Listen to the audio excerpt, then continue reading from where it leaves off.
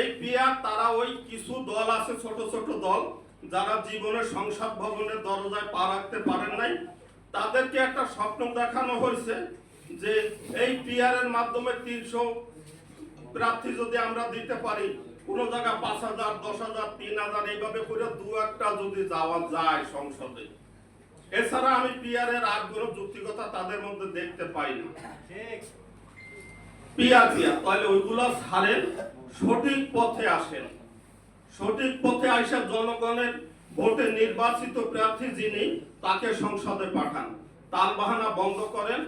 আর ইসলাম ধর্ম নিয়ে ব্যবসাটা সবার আগে অনুরোধ করব, বিনীত অনুরোধ আপনাদের কাছে, ধর্ম নিয়ে ব্যবসা এগুলো বন্ধ করেন। আসলে আমরা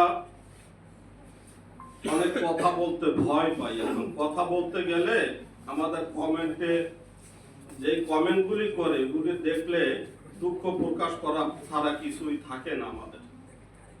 এই যে পিয়ার নিয়ে একটু আগে শুনলাম, পিয়ার নিয়ে আমরা কিছু কথা বলছি, মাঝে কমেন্ট বক্সে গেলে দেখা যায় যে তাদের আসল চরিত্রটা কেমন।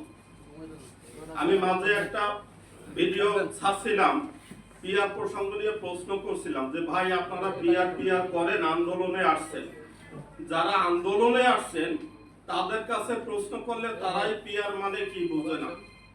আন্দোলনে তাদেরকে নিয়ে আসছেন, পিয়ারে কি আপনারা এরকম কোন নিশ্চয়তা দিতে পারবেন যে আমার 98 নম্বর আসনে যে প্রার্থী উনি যদি বেশি ভোট পান, আর আপনার 1 থেকে 5 এর মধ্যে যিনি থাকবে উনি যদি কম ভোট পায়, তাহলে আমার ব্যক্তি সংসদ সদস্য হবে?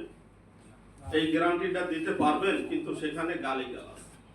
এখন আবার দেখতেছি নতুন একটা কৌশল আমাদের এলাকায়। আমার মেয়ে বলছে মাঝে যে বাবা আমাদের বাড়িতে কিছু মা বোনেরা আসছিল, তালিমের নাম করে তারা আসে, আইসা বিভিন্ন রকমের মা বোনদেরকে বোঝায় যে আপনারা জান্নাতে যদি যাইতে হয় ইসলামের পক্ষে আমাদেরকে একটা ভোট দেবেন। ঠিক আছে ভাই, দিবে ইসলামের পক্ষে। আসলে কি আপনাদের দলটা ইসলামের পক্ষে?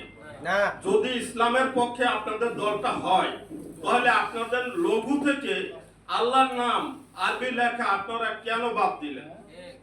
কেমন ইসলামের পক্ষে আপনারা?